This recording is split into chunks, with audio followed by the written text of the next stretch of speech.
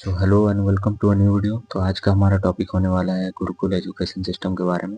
तो ये टॉपिक बहुत ही ज़्यादा इंटरेस्टिंग होने वाला है, बहुत ही ज़्यादा इंपॉर्टेंट होने वाला है। आप एंड तक ज़रूर वॉच कीजिएगा। तो पहले का टाइम में जो था हमारा गुरुकुल था, ठीक है, हमारे खासकर दादा के दादा लोग या फिर हमारे दादाजी के स्टार्टिंग बोल सकते हो, उस टाइम पे चलता था गुरुकुल एजुकेशन सिस्टम।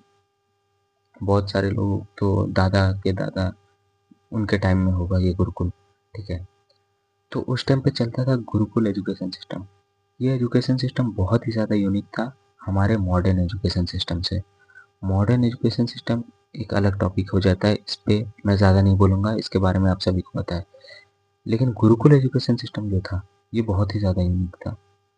यहाँ पर क्या होता था, देखो, यहाँ पर होता था जो एक चीज़ हर एक स्टूडेंट को सिखाया जाता था, हर एक स्टूडेंट को प्रैक्टिस कराया जाता था 25 साल तक, ठीक है।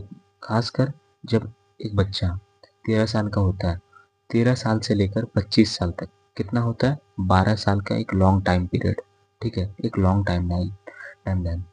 तो इस 12 साल में उस बच्चे को क्या शिक्षा एक दिया जाता था जो वो आगे चल के 25 के बाद जाके वो या तो समाज के लिए, देश के लिए कुछ अच्छा करे, या फिर वो गृहस्थी में जाकर अपना सुखी जीवन जिए, ठीक है। वो जब देखो, जब एक बच्चा बड़ा होता था, पैदा होता था, फिर 5-6 साल से उसे गुरुकुल में दे दिया जाता था, ज़्यादातर ऐसा ही होता था।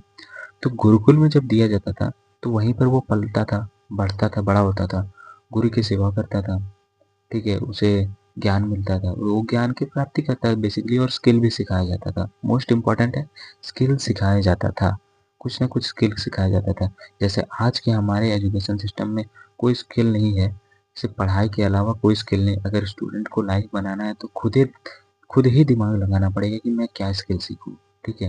वो खुद ही सोचता है कि मैं क्या करूं, मैं किस लाइन में जाऊँ, वो खुद ही सोचता है, ठीक है। और वो भी स्किल सीखता है कब, स्कूल ख़त्म हो जाने के बाद, 10th के बाद, 12th के बाद, जब वो किसी डिग्री के लिए पढ़ाई करता है तब जाके वो स्किल सीखता है। लेकिन पहले का जो ज़माना था गुरुकुल में, वो वहाँ पर बचपन से कुछ ना कुछ सिखाया जाता था, बच्चों को कुछ ना कुछ सिखाया जाता था। भले वो तलवारबाजी करना ही क्यों ना, वो सिखाया जाता था। तीर धनुष चलाना ही क्यों ना, वो सिखाया जाता था। ये चीज़ बहुत ही ज़्यादा इम्पोर्टेंट हो जाता है, ठीक है। तीर धनुष का क्या फ़ायदा है, कल नहीं परसों अगर आक्रमण हो गया, ठीक है, अगर आप कहीं जा रहे हो लंबे सफ़र पे, तो कहीं पेड़ में आम दिख गए तो तोड़ने का जो तोड़ सकते हो आप, ठीक है, तीर से मार के, ठीक है। तलवार से आप खुद की रक्षा कर सकते हो, तलवारबाजी सिखाया जाता था, और भी बहुत सारे कुछ सिखाया जाता था। बेसिकली स्किल सिखाया जाता था, और वो स्किल ऐसा होता था जो हमारे डेली लाइफ में काम आता था, ठीक है, हमारे लाइफ में काम आता था। और हर एक गांव में, 2-3 गांव में या फिर 1-2 गांव में एक डॉक्टर होता था, ठीक है, एक सर्जन होता था जो सर्जरी करता था। किसी का कान टूट गया, किसी का नाक टूट गया, ठीक है, ये सब वो काम होता था। तो पहले जो गुरुकुल एजुकेशन सिस्टम था ये फैंटास्टिक था, one of the fantastic education system जो मुझे पता चला है, जिस चीज़ के बारे में हम सुनते आ रहे हैं। जो गुरुकुल एजुकेशन सिस्टम था उसके बारे में बहुत सारे लोगों को पता ही नहीं है, अभी भी नहीं पता कि वहाँ पर क्या-क्या होता था। मैं तो ये सब चीज़ तो अलग है, स्किल तो फिर भी एक अलग है, ठीक है, स्किल तो एक अलग चीज़ होगी। एक चीज़ जो सिखाया जाता था, हर एक बच्चे को, प्रत्येक बच्चे को, भले वो राजा का बेटा हो या ना हो, वो है ब्रह्मचर्य एजुकेशन। इस चीज़ को सभी को फॉलो करना पड़ता था, और सारे गुरु इस चीज़ को बढ़ावा देते थे और इस चीज़ को सिखाते थे, ठीक है। इस चीज़ के बारे में बताते थे, उन्हें सिखाते थे और फॉलो करवाते थे 25 साल तक, ठीक है। कितने साल तक, 25 साल तक, जब तक वो 25 तक के ना हो जाए। और जहाँ वो 25 के हो जाते हैं उसके बाद वो उनकी मर्ज़ी कि वो आगे कुछ देश धर्म के लिए करें या फिर गृहस्थी में जाके सुखी जीवन जिए, ठीक है, ऐसा होता था। तो हमारे जो गुरुकुल एजुकेशन सिस्टम में ये जो मेन फैक्टर था ना, ये ब्रह्मचर्य था। ब्रह्मचर्य के कारण ही हमारे देश में जितने भी पुराने ज़माने में जितने भी महान हुए हैं ना, महान क्रांतिकारी हुए हैं, वो ब्रह्मचर्य की वजह से ही हुए हैं। तो आप खुद इसी से अंदाज़ा लगा सकते हो कि ब्रह्मचर्य एजुकेशन से कितना ज़रूरी है। और आजकल के प्रत्येक बच्चे को अगर ये एजुकेशन दिया जाए तो वो बच्चा, मतलब प्रत्येक बच्चे को, तो तुम समझ लो कि भारत में और झगड़े बंद हो जाएंगे। भारत में जो होते हैं ना धर्म जो आजकल जो धर्म के नाम पे कचरा फैला हुआ है ना, वो बंद हो जाएगा। खास करके अगर प्रत्येक बच्चे को ये चीज़ दिया जाए, तो आने वाले जनरेशन ऑटोमेटिक अपने आप सुधरेगा। ठीक है? जनरेशन बिगड़ क्यों रहा है? क्योंकि बच्चे बिगड़ रहे हैं। बच्चे बिगड़ रहे हैं, जो संस्कार लेके बड़े हो रहे हैं, वो संस्कार उनके दिमाग में बैठ जा रहा है। ठीक है? कभी न कभी वो चीज़ भड़ास निकालेंगे ही दिमाग से। वो भड़ास क्या, वो रह ही जाता है। ठीक है? तो इतना जो जैसे जैसे-जैसे जनरेशन बीतता है, तो उन्हें थोड़ा अजीब लगता है, जैसे सैड, डिप्रेशन वगैरह, एंग्ज़ायटी वगैरह ये सब लगता है। तो उसका जो एकमात्र इलाज है, मैं बोलूँगा ब्रह्मचर्य है। क्योंकि अगर ब्रह्मचर्य को आप सही तरीके से समझ लोगे ना, और सही तरीके से आप इसे फ़ॉलो कर लोगे ना, तो आपको ऐसा लगेगा कि और कुछ नहीं है इस दुनिया में। ठीक है? बस दुनिया में तो बस अच्छा ही होना है। अच्छा ही करने के लिए आए हैं हम, और अच्छा ही होना है, आपको ऐसा लगेगा। ब्रह्मचर्य एजुकेशन सिस्टम हर एक बच्चे को फॉलो कराया जाता था गुरुकुल में, चाहे वो राजा का बेटा हो या ना हो। और ब्रह्मचर्य जो है, वो संस्कार सिखाता है। ठीक है? आचरण सिखाता है, वो मूल है, वो आधार है। आप अगर ब्रह्मचर्य को सुधार लोगे ना, तो आप अपने पूरे पीढ़ी को सुधार लोगे। आने वाले जनरेशन तक को सुधार लोगे आप। अगर आप ब्रह्मचर्य सीख गए, अच्छे से फॉलो कर लिए तो। और हर एक स्टूडेंट को फॉलो करवाया जाता था ब्रह्मचर्य। लेकिन उस पूरा का पूरा एजुकेशन सिस्टम को ध्वस्त कर दिया गया। अंग्रेज तो गए, जाते जाते ब्रह्मचर्य education system, Gurukul education system, ये सबको ध्वस्त कर दिए। जाते जाते उन्होंने बहुत सारा चीज़ लूटा। ठीक है? उन्होंने पावर कमाया, उन्होंने पैसा कमाया। मोस्ट इम्पोर्टेंट जो था, और पैसा तो एक अलग चीज़ हो जाता फिर भी। मोस्ट इम्पोर्टेंट जो था, भारत में जो अच्छे बच्चे पैदा हो रहे थे, वो अब होना बंद हो गए। ठीक है? धीरे-धीरे क्रिमिनल्स होने लगे, यही तो बढ़ने लगा उसके बाद से।